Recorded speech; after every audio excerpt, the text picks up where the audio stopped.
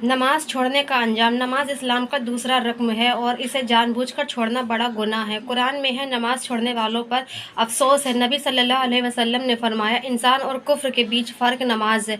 नमाज छोड़ने से दिल सख्त हो जाता है, बरकत उठ जाती है और आखिरत में सख्त सज़ा का सामना करना पड़ता है। जो नमाज को छोड़ देता है वह अल्लाह की रहमत से दूर हो जाता है। कज़ा नमाज क्यों पढ़ना ज़रूरी है?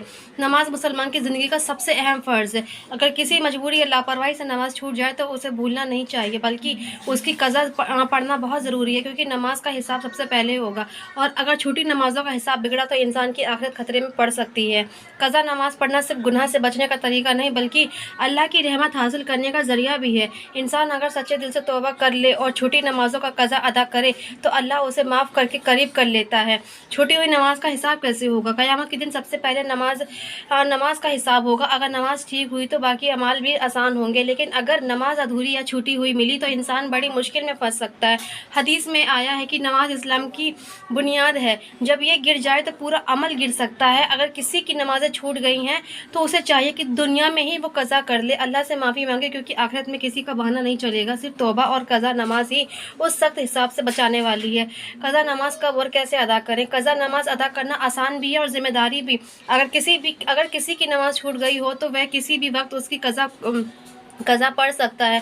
बस 3 मकरूह वक्तों पर: सूरज निकलते वक्त और ढलते वक्त और ज़वाल के वक्त, जो छोड़कर हर नमाज उसी तरीके से पढ़ी जाती है जैसे असल नमाज होती है। सबसे पहले फ़र्ज़ पढ़ना ज़रूरी है, चाहे वह फ़र्ज़ ज़ुहर, असर, मगरिब या इशा की ही क्यों ना हो। धीरे धीरे इंसान अगर रोज़ कज़ा नमाज़ें पढ़े तो अल्लाह उसकी मेहनत को कबूल करेगा और आखिरत में उसे राहत देगा। जानबूझकर नमाज छोड़ने का गुनाह। नमाज छोड़ना इस्लाम में बहुत बड़ा गुनाह है। हदीस शरीफ में आया है कि नमाज और कुफ्र के बीच फ़र्क यही है कि इंसान नमाज छोड़ दे।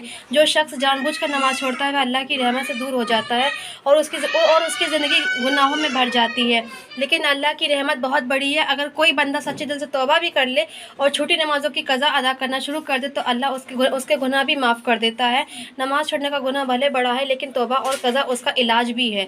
मौत से पहले कज़ा नमाज का बोझ। इंसान जब दुनिया से रुखसत होता है तो उसके पीछे छोड़ी हुई नमाजें उसके गुनाहों का बोझ बन जाती हैं। सोचो, अगर किसी की ज़िंदगी में सालों की नमाजें छूट गई और उसने उसकी कज़ा न की तो वह अल्लाह के सामने कितना भारी बोझ लेकर आएगा।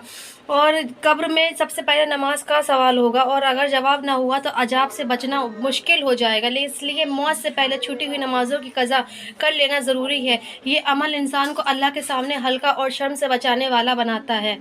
अगर वीडियो अच्छी लगे तो प्लीज़ सब्सक्राइब कीजिएगा।